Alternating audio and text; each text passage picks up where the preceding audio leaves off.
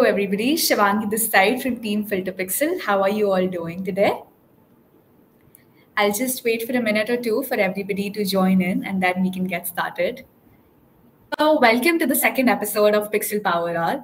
Now, why did we actually come up with the concept of this is because we want a value-packed session, 1 hour, where you get to meet experts in the photography industry and then go back and utilize those tips in your business and actually grow it. Today we have with us Michael. I'm going to give a brief introduction of Michael before I let him on in. Michael actually started in the photography industry in 2012. He was shooting models, weddings, families. And in 2020, he actually started shooting intimate portraits, which is Brand Touch of Bidor, his new brand and his main niche right now.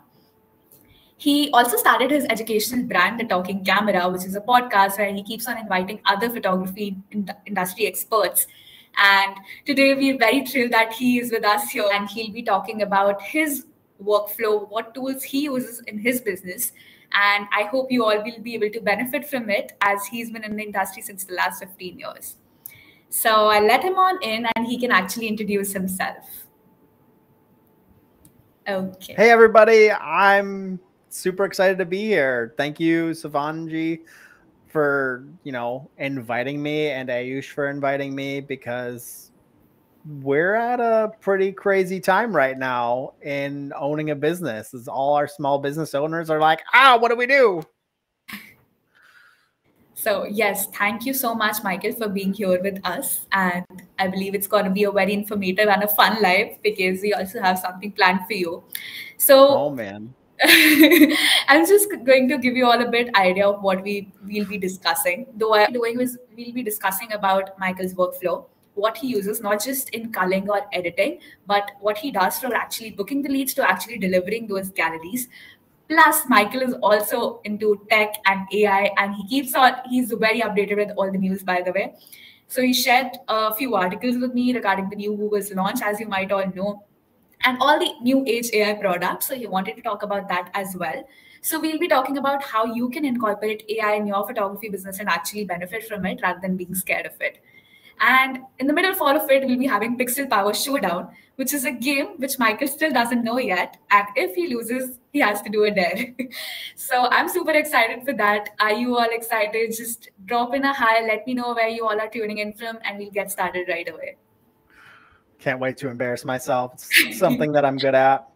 If anyone follows my photography, especially my boudoir, I do my own posing, which is, let me just say, hilarious. My clients love it. We need to follow that then. No, it's so bad, but I get the job done. You got to do what you got to do. It's fine. Do you want to start off with the AI discussion or the new article that you just read? I'm open to whatever. I'm just eager to talk about all this stuff because it's such an interesting time that we're in. That's right. Okay, so Michael, Sean's actually asking that are there any photos of this posing? So you already have fans. There's many photos of the posing. I actually encourage my team to take pictures of me, my clients to take pictures of me. It's a whole thing. And I mean, so this weekend I did a chairlesque mini shoot with a local company, and I was getting upside down, bending backwards, and for the clients, and it was just it was amazing. I'll have some photos from that probably this week. We'd love to see that in the community. Oh gosh, I'm gonna use some AI to fix me. Oh, you don't need fixing. Just put it in. That's right. Okay, I think Jennifer has already seen them, so she has the insights. Yes, Jen has. Perfect. So we'll dive in right into the topic. Now, I actually want to start with Michael. What will you be talking about in terms of your workflow? What are the tools that you'd be sharing about? And what is something that you love to share about in terms of when it comes to tools? Like, where do you start in your workflow? All of those things. Sure. Well, let's start off by talking about how workflows should be adaptive. Yep. Because what works for me might not work for you. And I've learned a whole bunch of workflows that don't work for me. And I'm continuously trying to test new workflows to try to see if I can get better at what I'm doing and how I'm delivering it. So currently right now, I was on a pathway of, you know what, my photography is going to speak for itself. I'm not going to put the energy into making sure my business and SEO and all of that stuff were in order, because you know what? I create great photos and I didn't put enough energy into that. And I was successful, but to get to that next level, I realized I have too many clients. I need to make some changes. And that's why I started introducing a CRM, a client resource management tool. I use Honeybook right now.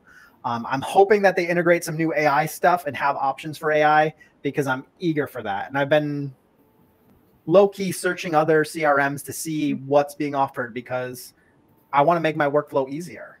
So right now, it's a mix of people talking about me and using my CRM to bring in leads from various promotional sponsor ads and stuff to bring them in. Okay, so to sum it up, it's sort of word of mouth. You're taking it word of mouth, of course, which is the main source, and then you're also doing SEO plus CRM is something which is helping you all manage it, right? Yeah.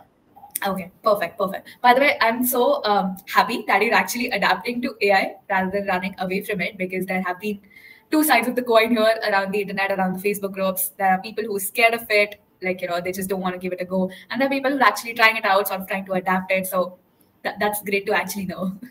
I've been wishing for this for a while. I think it really opens business owners up to whole new possibilities that weren't accessible to them financially, that now they have those tools, and it's just amazing. That's true. That's amazing, actually, that you're leaning towards that, and I would love to learn more about what you think is what we can integrate in the business as well, which is one of my questions for today. But I'll start with something super basic. Okay. So the first question would be, like, can you walk us through of your process of booking a new client? I know you just told me that you use a CRM software and your main sources are that, but apart from CRM, do you use any tools for communication or for scheduling, such sort of emails of how you attract your clientele, or like the first step of the inquiry process? So I'm fully integrated with a Google workspace. I love Google. I love their phones. I love everything about Google. So anything that I add into my workflow has to work with Google. Okay. Because I believe that they have organized it better than Microsoft and some other companies. And that's the base of everything. Then I've added Chatgpt. It's been a huge, huge help to what I do as a business.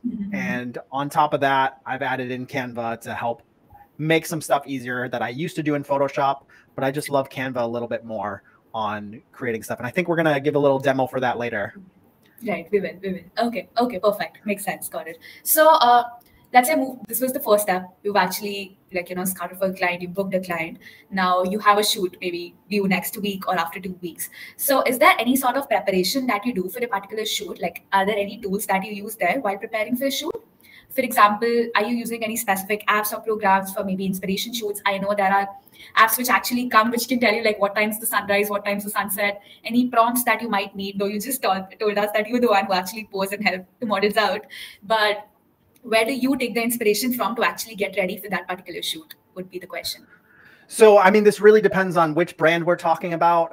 Okay. For weddings, I'm definitely researching where a place is and where that sun's going so I can better set my lights. I'm a hybrid photographer. I shoot natural light, but I primarily shoot strobe, and I have the ability to switch between them seamlessly. When I'm shooting for boudoir, 90% of the time I'm shooting strobe and creating my own light. So I don't have a ton of software for that. As far as prepping the clients go, I took time to talk to experts in the field of getting ready. What do you need to do prior to a shoot? And I have an extensive prep guide of when to wax your eyebrows, when to get laser removal, when to hydrate, and how to exfoliate your skin that I send to my clients as soon as they book me to get them prepped. I even have a stretching guide for boudoir because it's Pilates. It's a lot of work. And once they start seeing me pose and then they try it, they're like, man, I was not prepared for this. So a lot of this stuff goes into prep work. There's no secret sauce tool other than prepare and try to give the best experience, because that's what we're selling is an experience. Definitely. And I believe all of these guides that you're preparing also come from your experience, that you have seen these people being unaware of. So is this sort of like your version of what to wear guide? I've seen a lot of people in the family shoots and family shoots and couple portraits and maternity shoots do end up asking that, which color should we wear? Like, do we keep it all neutral? Should my husband wear this color? Should my kids wear this color? So I believe, all of this is like your version of what to wear guide, right? So in my what to wear guide, I tell them where they can buy stuff for it to fit. And because I'm modular and adaptive, they can show me what they plan to wear, and I can create a unique set based on what they have. I hate being cookie cutter, and I hate giving everyone the same thing. So prior to a shoot, I get that information from them, and I design a special session for every single person. It's a lot of extra work, but the results speak for themselves. That's true. That's true. Definitely. After all, like you said, in the end, it's all about the experience that you're giving, and the more personalized it can be, the better it is, right? That's what brings us the most value, because let's be honest, everyone's talking about it. Cell phones are getting better and better. Some people are like, they'll never replace us. But like we talked about with Google and the new tools that they're releasing, it's getting close. They can print a 16 by 20. And the one thing that you're going to never be able to change is how your experience is. Definitely. AI is never going to replicate that. So you have to be providing the best experience. Definitely. I mean, that's what separates you from the AI is your emotions and the experience that you're able to sell. Because like we were saying earlier, robots cannot actually go and do that, right? It's us who's actually connecting with the client, who's actually able to provide them the experience that they're expecting out of us. So this is a segment that no AI can actually get rid of. And that is why you'll be always you. Okay, so staying at this topic, which is talking about all the new things that the Google is launching and the recent updates that we've been seeing.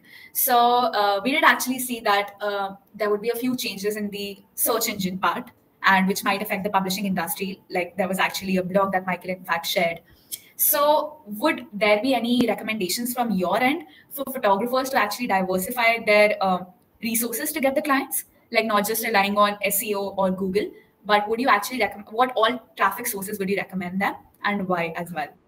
So this is a really interesting topic, because I don't think many people know that Google eliminated a whole bunch of SEO not tools, but SEO ranking requirements. They just took 4 of them and were like, nope, we don't need these anymore. And there's a whole bunch of companies selling us on this SEO stuff and what's needed and what's not needed. And it's constantly changing. And I think we got to start to rethink that this is version 2 of the internet. The internet's young, and we're moving towards version 3. And it's going to be so different. We're going to see NFTs. We're going to see all these different things changing our landscape. So while you should continue on the path that you're on, we need to continuously look at, all right, what are people doing? What are people investing in? And how should I adjust my business? Because what I can tell you right now is 6 months from now, the internet's going to be different. Google's changing its search engine. Bing's changing their search engine. Everyone's changing. And how are we going to adapt? So I don't want to say this is the end all be all. You should do X, Y, Z. Just be aware that you're going to see traffic shifts, and you're going to want to revisit this year, next year, and possibly the next 5 years, all of your steps, because it's going to continuously change. That makes sense. That makes sense. But circling back to one question, I know that there are no particular ways that that work for everybody. That's actually the message for today's live itself. It doesn't mean that if it's working for Michael, it would work for me or for Jennifer or for anybody else. You do you, of course. But if you had to, let's say, stop investing too much time in SEO, where do you think would be your next channel where you'd invest more time in, where you think would be a potentially good channel to get leads from? So this really depends on the type of photography you're shooting, because different age ranges utilize different social media platforms, and you need to go where your clients are. Right. Most of my photography is moms in their 30s to 50s. I've shot up to a 70-year-old. Okay. And they're on Facebook. Right. That's where they live. But if I'm shooting commercial work for product photography, I want to put my time into LinkedIn. And if I'm going after seniors and maybe some millennials, I'm going to be on Instagram. I'm going to be on TikTok. I'm going to be creating reels. And then I'm on YouTube now for my educational platform, because video is king, and YouTube has shown time and time again it's a place. That's right. That's right. Okay. So basically, the tip here would be to identify where your target audience is and follow them. Know your audience. Better. You have to get to know your audience, become your audience, and adapt to them. Perfect. So while you speak of this, like, knowing your audience, getting to know them, I have a follow-up question to this, which would be, how can you actually use AI? Because you have been using AI in your workflow at different steps, right? So how can you actually use AI in your workflow to help understand your customers better and cater to them in a better way? So this is where I'm going to just say, if you don't have ChatGPT, you need it. You need to be paying for the pro version. It's $20 a month, and it is the perfect research tool. If you have something you're trying to accomplish, it'll help you do that. If you're trying to research something, it'll help you do that. And the downfall of it is it's from data from 2021, so it's not perfect. However, that type of information and the stuff that's in there will transform you. I use it right now, currently. I use it to create social content. I use it to create scripts for my podcast. I use it to create blog ideas. I've gone as far as coming up with blogs all together, but I haven't pushed those out yet. What else am I using it for? Did I say proposals? You did Marketing. also mentioned about all my questions on my podcast. It's all done there. Okay, yeah. Right. And you were also giving an example about how you convert, like, how you actually avoid converting your warm leads to the cold ones just by using a few answers and few help from there.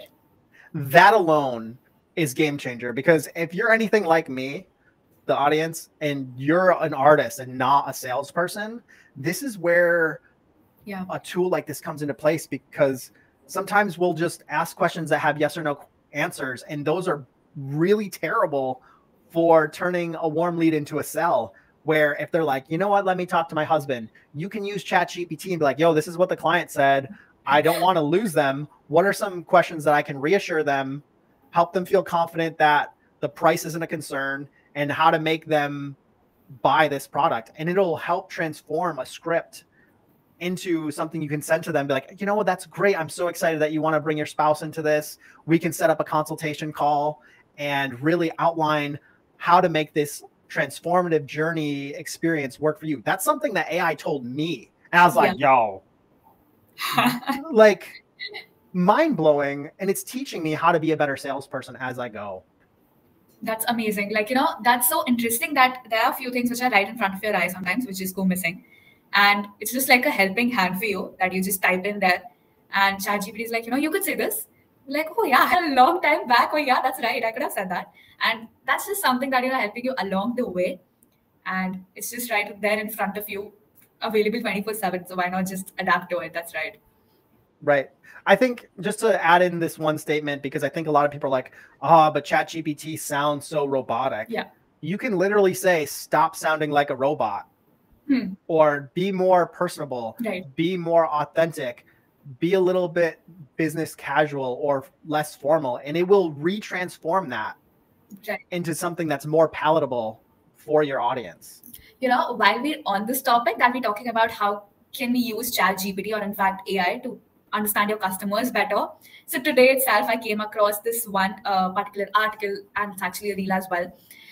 So basically, it's a ChatGPT tip. What you can actually do is you can just go on ChatGPT, type in that now in a minute or so, I'm going to ask you a few questions to help me with my content ideas, email inquiries, and a few other things like, blog posts, let's say. So ask me at least 10 questions and know my business before I get these ideas framed by you. Now, ChatGPT is going to go ahead and ask you 10 questions about your target audience. What do they like? Where are they present? And all other 10 questions that, like, a marketing agency actually comes ahead and asks you. That, what are your insights? How are you doing in ads? Where is it helping? What's the demography? What's the age? What's the gender of your audience? All of these questions, ChatGPT is actually going to come ahead and ask you and even follow up with your answers sometime. Now that ChatGPT is actually fully aware of what your business is all about, of what your customer is all about, now you ask them to actually come up with 10 content ideas, 3 blog posts, and how to answer a business inquiry. So that was like a game changer thing that I actually tried out in the morning itself. And of course, can I take it a step further for you? Yeah. Take that information, save it. Right. Save it to a place that discusses your business, because you can always revisit that.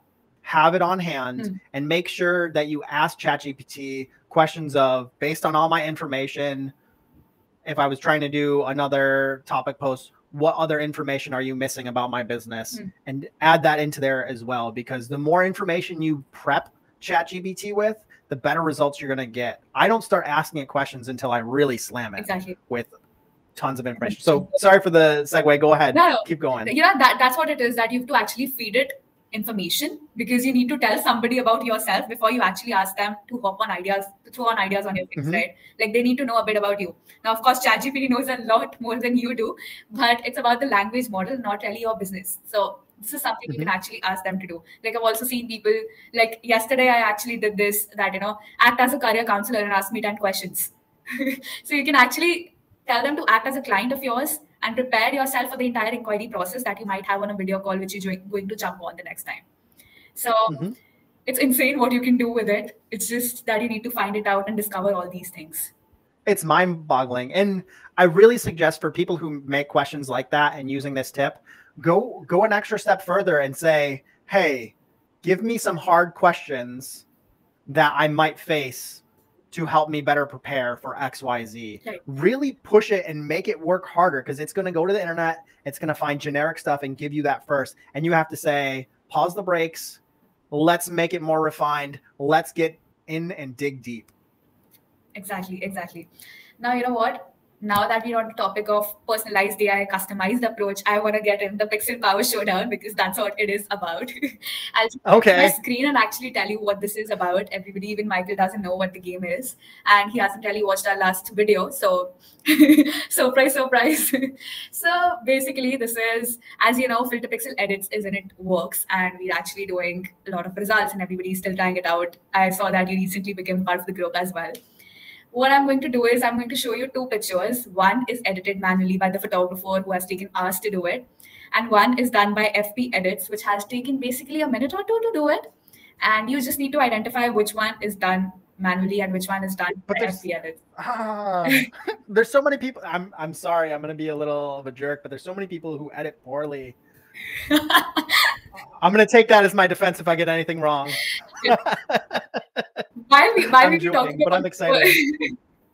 While we were talking about personalization, so FP Edits as well picks up from how you edit. So it's not really like, you know, everybody's style or everybody's editing this way. It's exactly what the photographer fed the information to it. Like whatever we feed to ChatGPT is how we function as well. Because if you feed your kid right, it's going to grow right. But if you feed them false information, it's not going to grow right, of course. So that's the approach. And are you ready? Should I go ahead and get started? Let's do this. I'm ready.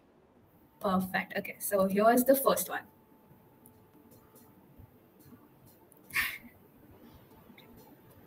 Everybody in the community audience. So are we gonna before I give an answer, are these from the internet, or should we be, you know, shouting out photographers and giving them credit to this? Because this is a great photo. Yeah, so it's basically by Jim. He's a member of our community. He's actually our ambassador. So yes. All right. I mean, these are close. If I had to say, the human edit is the one on my left, which is right above your name, and the AI edit is the one on the right, not under. Okay, just the left or right, because you will get confused. Just say which one, left or right, yeah. The left, where the guy is a little bit darker. I think that's the human edit. Okay, left is human. So you say right is AI, right? Yeah. Right is AI. Okay, check in. Right is AI. You're right. Okay. Even Sean gets it right. Okay, amazing. So you have the first point.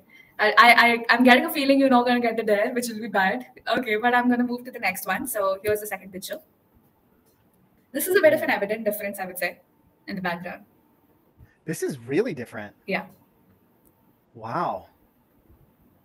I'm surprised. And who took this photo of your group? So it's the same. It's all by Jim. Oh, it's all by Jim? Yeah. Jim mixing it up with different styles. You know, I want to say the warmer one is going to be AI. Okay. Because based on Jim's editing being a little bit darker, but you know what? Maybe he decided to get creative. he got creative on this one. So the left side's going to be manual, and the right side is going to be consistent with the last photo. So are we ready? Left final answer, manual. Left is manual. Sorry, just confirming. Left is manual, right? Left is manual, Okay. the warm one. Got it. And it's the otherwise. Got it wrong. Okay, let's see. Now, quick question. Yeah. Quick question. Yeah. Now, can you have different profiles in FP edits, right? Right. So you can have different Jim with his multiple profiles. Right. All right, let's see if I can get the next one. Okay, perfect. So here we have the third one.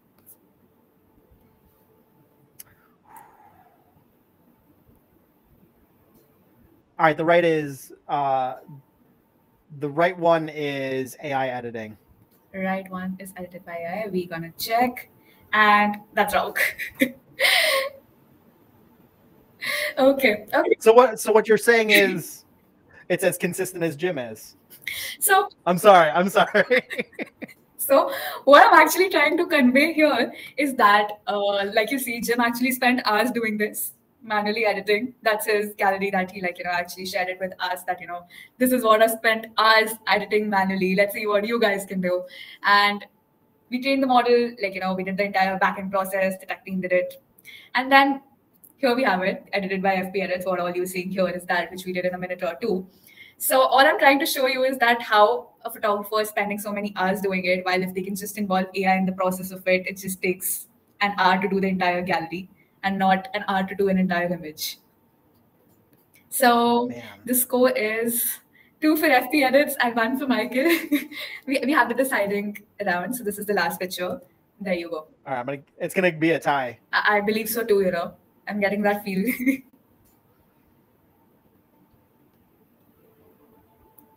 Yeah, so the left is FilterPixel.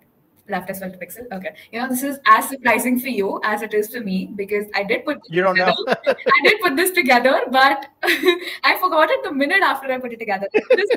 I did this, I think, 2 days back, and it has been so long that I don't even remember which one's which. So you said left is AI, right? Okay. Left is AI. Left is AI. And the winner is FP Edits. Yep. I usually the comments maintaining a score. Okay. I got the first one right, so I think everyone's like, "Yeah, this guy knows it." Exactly. I was like rooting for you for a minute. Oh, this guy's got it. I know. It was just dumb luck, and it just goes to show you that art is subjective. Yeah. And we can all have great products, regardless if we're doing it or if someone else is doing it. Right. And it's why we need to be leveraging these tools because it's important to save some workflow and ease up our lives to make life easier. And I do have some hangups with AI, and I think we're going to get there. And it's important that we have communities like this to really start picking the product apart to make it better. And I love what everyone's doing in the AI scope for photography and beyond. That's right. Okay, amazing. Thank you for participating. Now, time for... All right, so what's the punishment? Yeah, so the dare actually is that you just have to grab a piece of paper and pen and basically write down that I lost the FilterPixel editing challenge. Oh wait, Ayush says I proudly lost the FilterPixel editing challenge. Proudly lost. Do you want me to go get a pen right now? If it's nearby, I'll do it. That'll be great. All right, hold on. Okay, sure.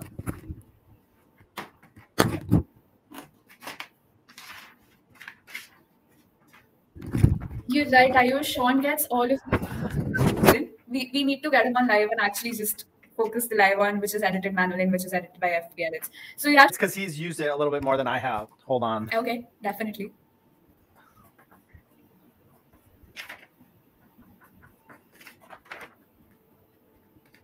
I lost to AI Edits by FilterPixel. I don't think I actually cannot see it because it's just still can't see it. So you need to basically click a selfie. Oh yeah, I see something. So you basically need to just click a selfie and upload it on your story.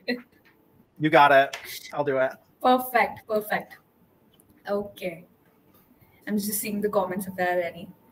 Sean says he missed one this time. Okay, so your score is 3-4 while Michael's like 4-1. Hey, I mean, the goal is for it to just get harder and harder, right? That's right, actually. The goal is for it to get more accurate and accurate. That's the right thing that I would use, but you're right. I mean, thinking about it now, you could see the progressive change of those edits, Right. but you know, I wasn't sure of how Jim shoots, what his edits look like. So it's tough to know because of how subjective. I'm ADD. Most of the time, like I have something I go by, but sometimes I'm shooting high key, sometimes I'm shooting low key, sometimes I want to get creative and add a color tone to it, and it makes it hard for me to incorporate tools like this because I'm going to need a ton of profiles. But as long as I can get to the base of where I need to, that's where I'm going to use AI, because why not save time? You're right. You're right. You know, that's actually the main challenge because you didn't know what's Jim's style and what's his editing style as well. So that was the main challenge that you had to identify. Of course, if we'd be doing it via, like, you know, if you were actually testing it out on your own images and you would be able to see a difference maybe, and you'd be able to, like, you know, tell better that maybe this one was a bit sharper and like here it's going a bit warmer or the cooler tones. So yes, like, you know, you can be a better sort of at judgment when you're doing it with your own images. Like, that is why this is a challenge for me as well, because again, these are not my images, so I tend to forget which one's which. We both know that you got them wrong just as I did as you were doing them in your head. I said this last time, thank God I'm not on the other side, because I would have was zero. No chance I would have won this. Okay, so getting back to the questions, I'll just ask you a few questions and then we'll do the main part, which is actually some demonstration that you actually had to do with the Canva and the Chatgpt integration. I'll go ahead and ask you the question which is related to that, which is basically like, you know, you're done with your shoot, you come back and we're talking about how do you actually deliver the photos to your clients, because you're done with the shoot, you're coming back. Is there any particular platform that you prefer for sharing or downloading the images here? So my shooting process is different than most. Yeah. Most of the time I'm shooting tethered. They see the photos immediately as I take them, and they get a copy of them within 72 hours. They're already in Lightroom, and for the most part, I just press auto. I'm not even going to shy away from that. Okay. I press auto on Lightroom, and then I quickly look through and I cull, and then I deliver with Pixie Set. Okay. I've tried Sprout Studio, but I don't like their back end. We'll see what happens, because I'm excited to see the new tools that are being created this year. Got it. Okay, so I have like a question that I'm sort of going to combine in terms of marketing and social media. What do you think can we do? What are the tools that we can use, even if it's just curating a simple carousel post or reels, or just to even get content ideas, which we can definitely use ChatGPT for. Combining this question with how can you actually, you know, use AI to generate some content ideas? Like, what can we do in terms of marketing and social media once you're done delivering your galleries? Like to bring clients in, like to review you? Because once I deliver, I don't know.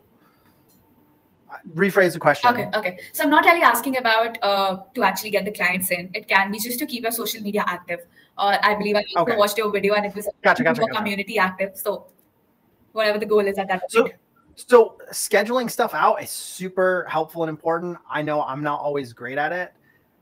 Scheduling stuff out, creating video content, and trying to engage your clients. I know on Facebook, I'm not trying to sell people. Yeah. My art does speak for itself, but I need to create questions. I need to create quotes. I need to create content that has a call to action. And that's where I use AI to create the call to action. I can have a video, I can have a photo, and then I use something relating to my business or a photo, and I ask a question based on that.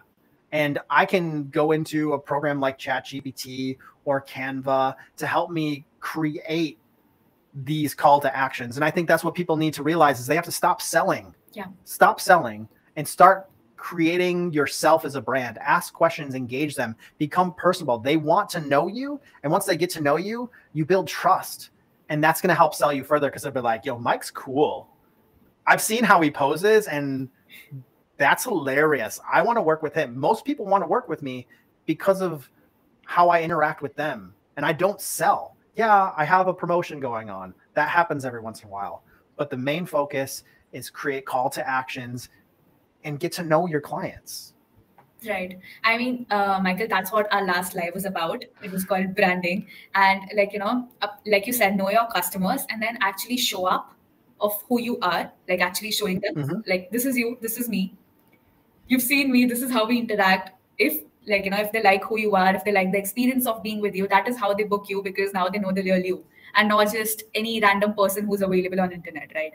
And that's how you stand out from any other person in the industry or anywhere in the business. Like, that's how every rule follows.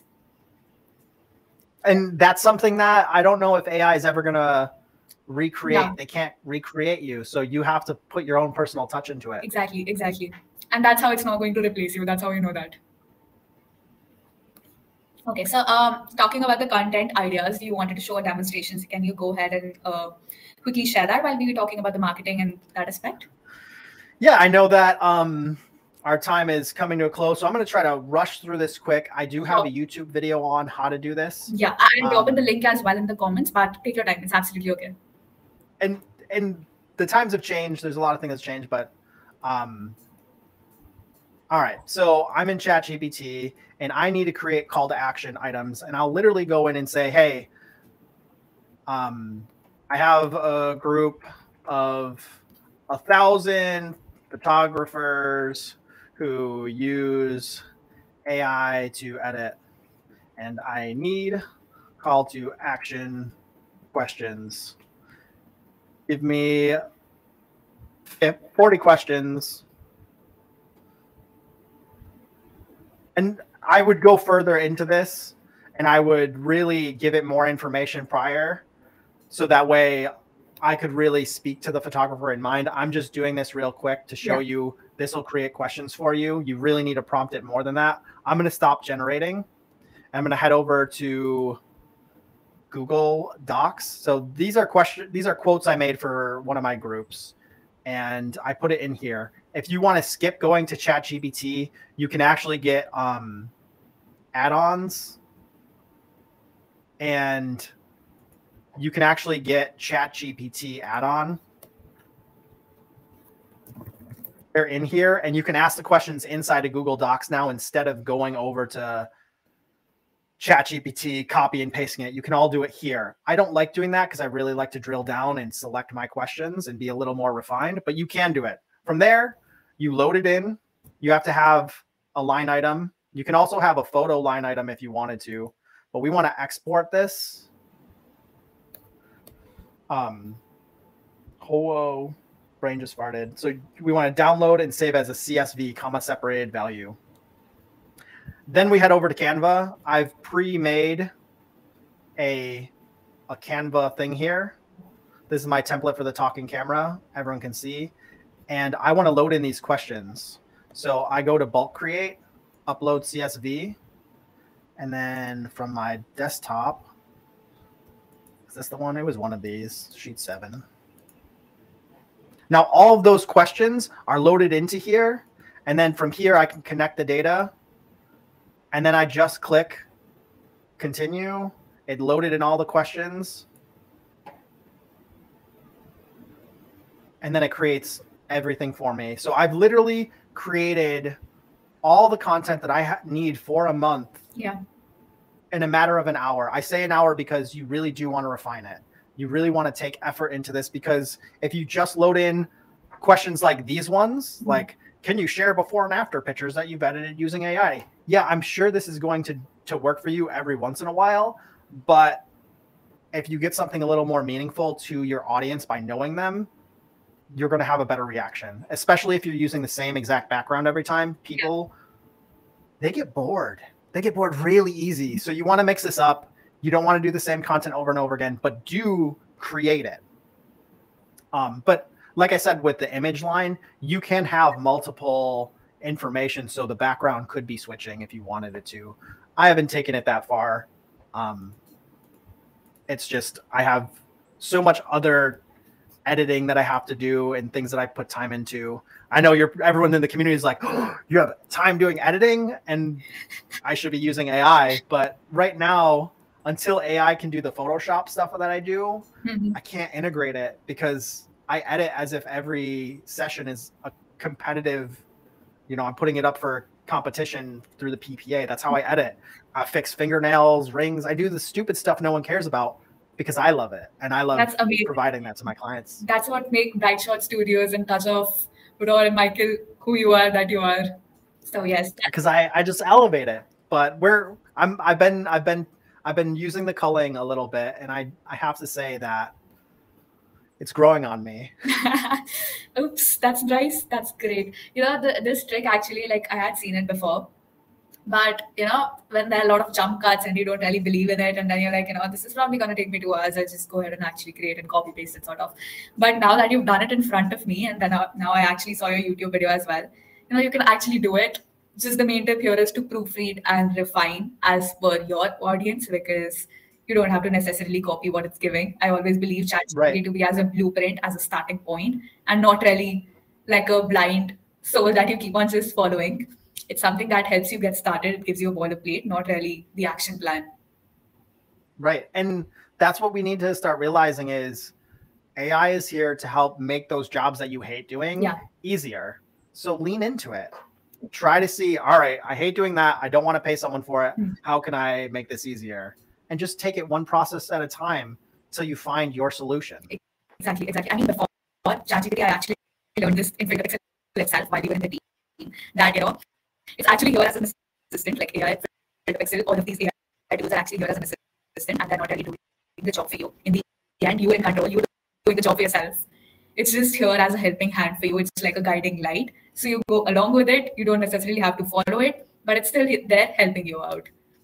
So that's it. Right, because we get brain fog, and you get overloaded with all the stuff that you have to think about. And I'm just thankful that people like Ayush and yourself exist, and who are actually trying to find solutions for problems that don't have one.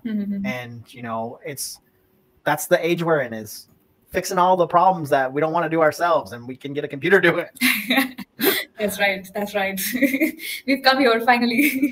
Okay, so I'm almost done with all of my questions. There's just bits and pieces here that I'll go ahead and ask you. But in the meantime, if anybody in the audience has any questions related to ChatGPT, Canva, even the non-AI tools, anything that Michael uses and you might need help with, he's available right now. But anyways, he's always reachable. He's one of those people, when you reach out, he'll be able to help you out for whatever you need. Like, he was just helping me out with an OBS setup right before this live. So if you need help, go check out his profile, check out the Talking Camera podcast as well, because that is something he's working on. And if you have any questions that we just discussed, please go ahead and ask it.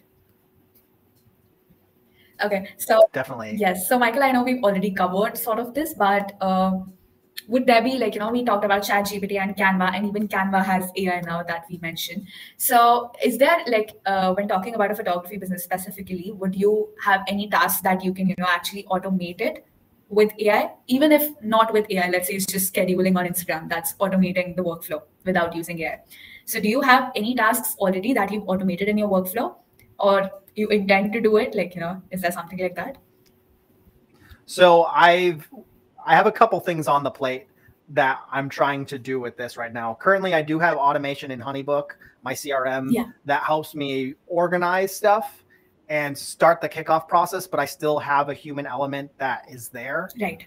Just because people like the personal touch. But things that I'm trying to do more automating with is ChatGPT does coding, and there's different things, like in Facebook, there's a developer mode. Yeah. And I'm currently working on integrating ChatGPT into Facebook to link them to my CRM and to better answer frequently asked questions based on information I provided. So that's what I'm currently trying to put into production, that I'm currently working on. And I've had ChatGPT write 90% of it.